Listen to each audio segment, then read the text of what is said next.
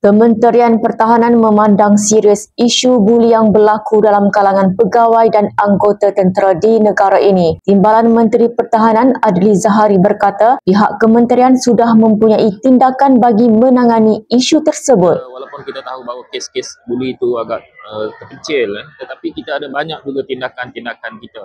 Kalau kita lihat daripada kenyataan Parlimen Tentera Darat itu sendiri, memang kita ada beberapa kes. Tetapi kita memang sudah ada SOP.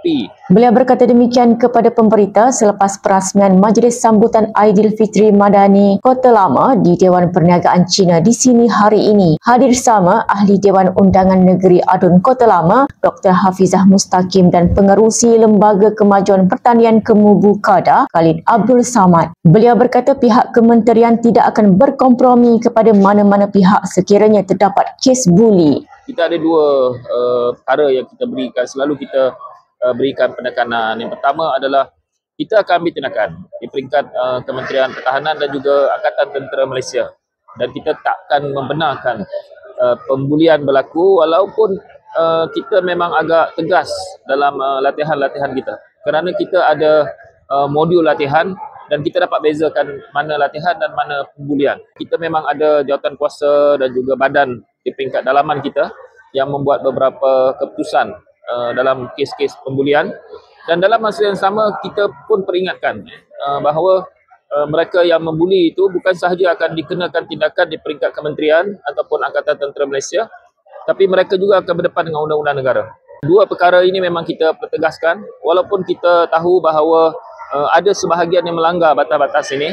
Beliau berkata demikian ketika diminta mengulas kes kematian anggota Batalion ke-20 Regimen Askar Melayu Diraja 20 RAMD Kem Siri Miri di Sarawak, Prebet Muhammad Mukris Asri, disebabkan wujud unsur kekerasan yang dilakukan terhadap mangsa. Media sebelum ini melaporkan dua anggota tentera yang terlibat, Muhammad Afiq Syarim 23 dari Bedong Kedah dan Muhammad Faiz Huzaimi 21 dari Tumpat Kelantan, dihadapkan ke Mahkamah Magistrat Miri atas pertuduhan menyebabkan kematian mangsa dan serta mengikut Seksyen 302 Kanun Keseksaan yang dibaca bersama Seksyen 38 Kanun yang sama kerana menyebabkan kematian. Tegasnya, pihak kementerian akan sentiasa memperkemaskan SOP di pusat pendidikan seperti Maktab Tentera Diraja MTD. Kita seboleh mungkin kita cuba elakkan pembulian, dan saya fikir dalam di peringkat Kementerian Pertahanan SOP kita memang kita sudah wujudkan, cuma di pusat-pusat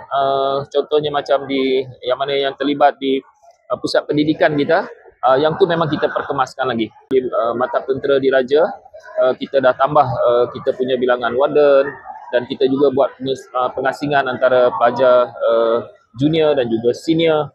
Kita juga tambah CCTV kita. Dalam masa yang sama kita juga bagi ruang psikologi kita.